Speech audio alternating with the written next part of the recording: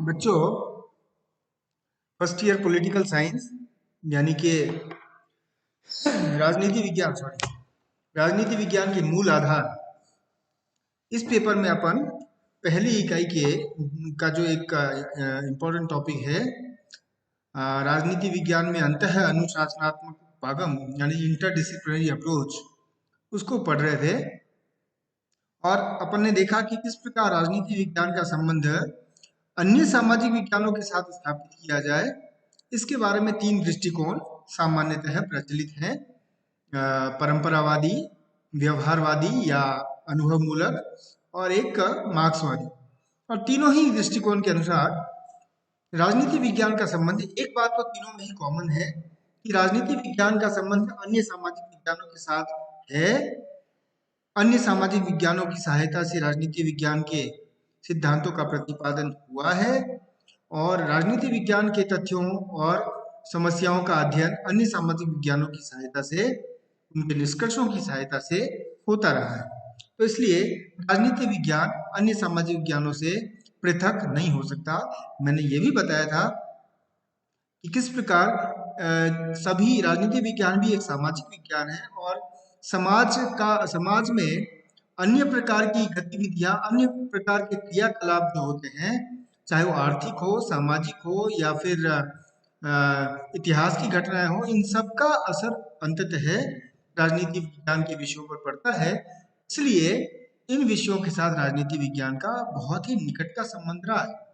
और फिर तदनुसार तीन दृष्टिकोणों की चर्चा हुई थी, क्योंकि उसमें फिर अलग अलग, अब फोकस जो है ना अलग अलग है तीनों दृष्टिकोण का।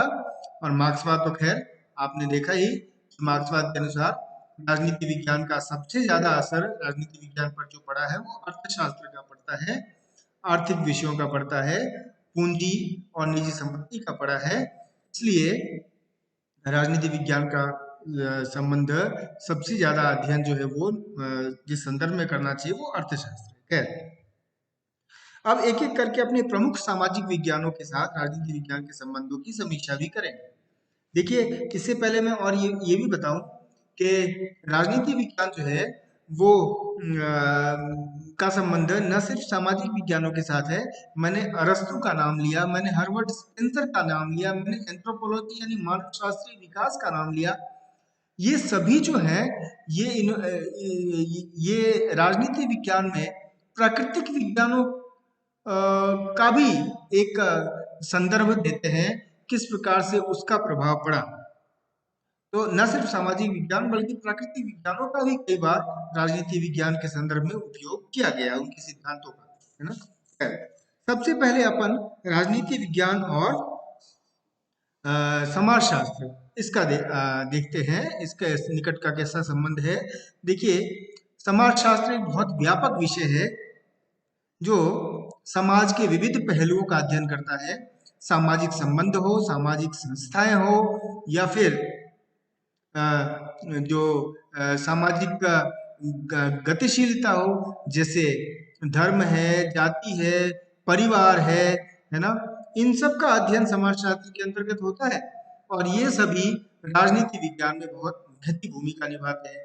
इसलिए हम जानते हैं कि राजनीति विज्ञान में समाजशास्त्र के साथ जो है उस निकट के संबंध को कैटलिन ने भी माना। कैटलिन जो बहुत बड़े राजनीति वैज्ञानिक हुए शिकागो मत के, उन्होंने कहा भी कि राजनीति और समाजशास्त्र जो है बहुत इंटीग्रल है, एक दूसरे के बहुत ही एक दूसरे के से जुड़े हुए हैं, और वस्तुतः ही एक ही तस्वीर के दो पहलू हैं, है ना। जो प्रसिद्ध समाजशास्त्री है गिडिंग्स, उन्होंने भी कहा कि समाजशास्त्र के प्राथमिक सिद्धांतों से अनभिज्ञ व्यक्ति को राज्य विज्ञान पढ़ना वैसा ही है जैसा कि न्यूटन के गति संबंधी नियमों से अपरिचित व्यक्ति को एस्ट्रोनॉमी यानी कि अंतरिक्ष विज्ञान या उष्णता या थर्मोडायनामिक्स के संबंध में विज्ञान की शिक्षा देना है। वो बहुत बेसिक है, समाजशास्त्र जो है वो बहुत बेसिक है।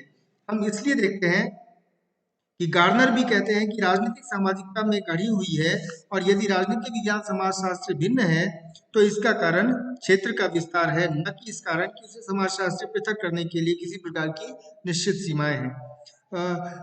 इन दोनों के ही विषयों के निकट संबंध के कारण अनेक नए राजनीतिक विषय, राजनीतिक आयाम विकसित हुए हैं, जैसे हम अपनी इस इकाई में भी पढ़ेंगे, अपना अपन इस पेपर में भी पढ़ेंगे। दूसरी इकाई में जो अवधारणाएं हैं, चाहे वो राजनीतिक संस्कृति हो, राजनीतिक समाजीकरण हो, राजनीतिक विकास हो, राजनीतिक आधुनिकीकरण हो, ये समस्त जो विषय हैं वो मूलतः समाजशास्त्र से, समाजशास्त्रीय अवधारणाओं से प्रेरित है। संस्कृति समाजशास्त्र है, आधुनिकीकरण समाजशास्त्र है, लेकिन राजनीति में इसका किस प्रकार से योगदान है, क्या भूमिका है, इन दोनों के समावेश से ये नए विषय विकसित हो गए हैं। जब आप एडवांस स्टडीज करेंगे तो राजनीति विज्ञान में इनके लिए पेपर्स भी अलग होंगे। तो ये जो है ना, बहुत सारे, और इस कारण से बड़े बड़े जितने भी समाजशास्त्री हुए, चाहे जिन्सबर्ग हो, चाहे कॉम्टे हो, ऑगस्ट कॉम्टे हो, है ना, इन सब ने राजनीति विज्ञान और समाजशास्त्र के निकट संबंधों की व्याख्या की। यद्यपि इनमें अंतर भी है, समाजशास्त्र व्यापक है और राजनीति शास्त्र उसका एक हिस्सा है वो। और समाजशास्त्र जो है कुल मिलाकर जो एक विवरणात्मक है, तो राजनीति विज्ञान एक नॉर्मेटिव, एक आदर्शात्मक है। तो ये कुछ अंतर है, लेकिन समाजशास्त्र बहुत ही ज्यादा बेसिक है, आधारभूत है, और राजनीति विज्ञान कुल मिलाकर मानव निर्मित गतिशीलता से चलती है। तो थोड़े बहुत अंतर हैं, लेकिन राजनीति विज्ञान और समाजशास्त्र का संबंध बहुत निकट का है। ये जो दो चार नाम लिए मैंने, उनको भी आप नाम याद रखिएगा, विचारकों के अपने उत्तर में लिखना चाहिए। दूसरा जो एक विषय है जिससे राजनीति विज्ञान का निकट का संबंध है, वो है इतिहास। अब इतिहास के बारे में क्या कहना, ईएचकार हो, ईएचकार ने कहा है कि और सबसे इम्पोर्टेंट बात तो सीले ने कही है कि राजनीति विज्ञान के बिना इतिहास का कोई फल नहीं, और इतिहास के बिना राजनीति विज्ञान का कोई मूल ही नहीं है। कल का इतिहास, कल की राजनीति आज का इतिहास है, आज की राजनीति कल इतिहास हो जाएगी। 1947 से पहले जो राष्ट्रीय आंदोलन था वो तब की राजनीति थी, आप अब इतिहास है। आज जो राजनीतिक घटनाएं हो रही हैं वो कल इतिहास के रूप में उनका अध्ययन होगा, वो ऐतिहासिक साक्ष्य बन जाएंगे, राजनीतिक साक्ष्य बन जाएंगे। तो इतिहास और राजनीति का बहुत अन्योन्याश्रय का संबंध है। और हम जानते हैं कि जो परंपरावादी राजनीतिक विचारक हैं, उनका तो एक दृष्टिकोण ही ऐतिहासिक दृष्टिकोण है। बिना उसके राजनीतिक अध्ययन की कल्पना नहीं की जा सकती, ऐतिहासिक तथ्यों के बिना राजनीतिक अध्ययनों की कल्पना नहीं की जा सकती। और इसलिए जेली ने, प्रसिद्ध राजनीतिक वैज्ञानिक, ने कहा है, संस्थाओं के उचित अध्ययन के लिए, चाहे वो राजनीतिक हो, कानूनी हो या सामाजिक हो, ऐतिहासिक अध्ययन को आधार बनाने की आवश्यकता एक स्वयं सिद्ध फैक्ट है, तथ्य है। और इसलिए जो इतिहास के राजनीति के बहुत सारे विषय हैं वो इतिहास के विषय हैं, जैसे युद्ध हो, जैसे क्रांति हो, जैसे विचारधारा हो, इन सब का विकास, इन सब का अध्ययन ऐतिहासिक साक्ष्य के, इतिहास में होता है, ऐतिहासिक साक्ष्य के रूप में होता है। इसलिए विलोबी ने कहा कि इतिहास राजनीति विज्ञान की तीसरी दिशा दर्शाता है। और लॉर्ड एक्टन ने सही कहा है कि ये तो बड़ा फेमस कोटेशन है, वक्तव्य है लॉर्ड एक्टन का, कि राजनीति विज्ञान इतिहास की धारा में उसी तरह से संचित है, उसी तरह से संरक्षित है जैसे नदी की रेत में सोने के कण। तो दोनों का संबंध बहुत निकट का है, इतिहास का और राजनीति विज्ञान का। बहुत सारे विचारक हुए, चाहे वो मैकियावेली हो, मॉन्टेस्क्यू हो, हेगेल हो, कार्ल मार्क्स हो, कार्ल मार्क्स खासकर, जिन्होंने इतिहास का की जो आर्थिक व्याख्या की, वो असल में एक राजनीतिक विचारधारा साम्यवाद के विकास में बहुत बड़ा योगदान रहा है।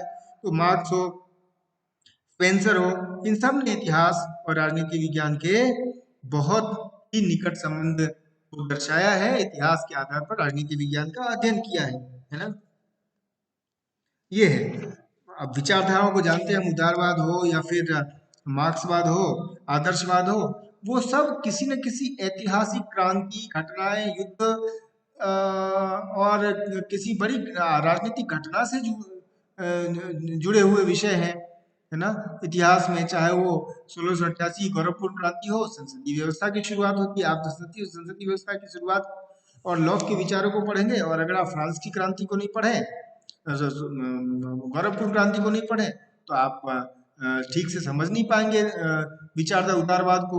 इसी प्रकार फ्रांस की क्रांति को समझे बिना आप स्वतंत्रता, समानता या फिर उदारवाद को समझना मुश्किल है। तो ये बहुत निकट का संबंध है राजनीति विज्ञान और इतिहास का।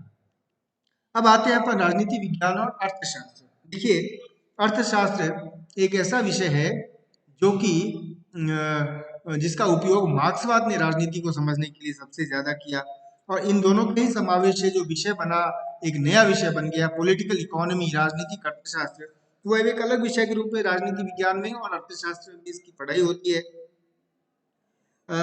इसलिए हम देखते हैं कि जो राजनीतिक संस्थाएं हैं, सरकार है, शासन है, अंततः वही अर्थव्यवस्था का संचालन उसके द्वारा किया जाता है। और जो मार्क्सवाद के अनुसार भी जो आर्थिक संरचना है, उसी के आधार पर आर्थिक उत्पादन प्रणाली है, उसी के आधार पर आर्थिक वर्ग विभाजन है, उसी के आधार पर पॉलिटिकल सुपरस्ट्रक्चर, राजनीतिक का जो वृहद संरचना है वो बनती है, राज्य जैसी संस्था बनती है। और राज्य जैसी संस्था भी कुल मिलाकर अर्थव्यवस्था को रेगुलेट करती है, ऐसा व्यक्तिवाद भी कहता है, ऐसा पूंजीवाद भी कहता है।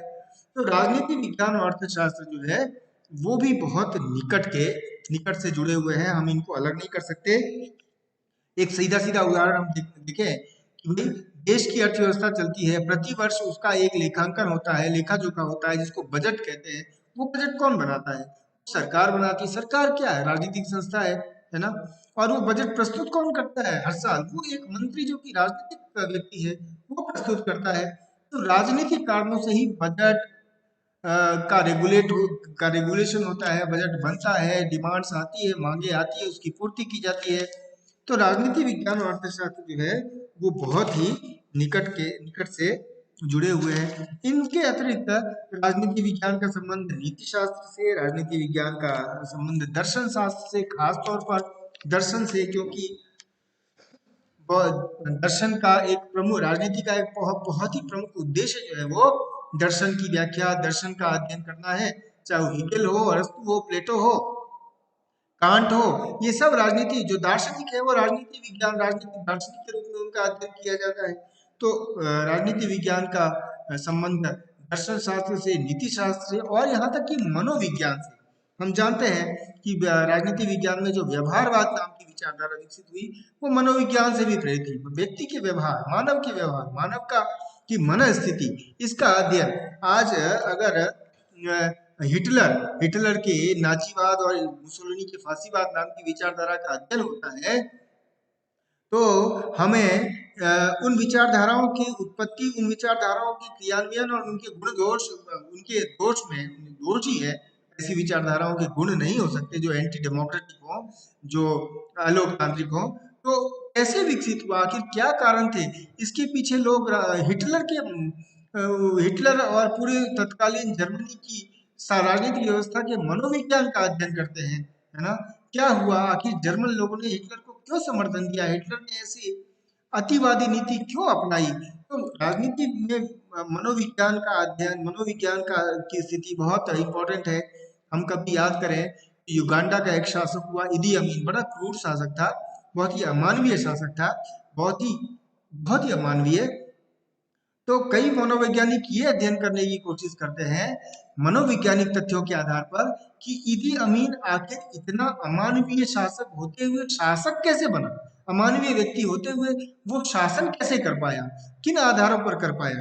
तो ये चीजें जो है ना, राजनीति विज्ञान और मनोविज्ञान को भी निकट लाती है, और इसलिए राजनीति विज्ञान का अन्य सामाजिक विज्ञानों के से संबंध स्थापित किया जाता है।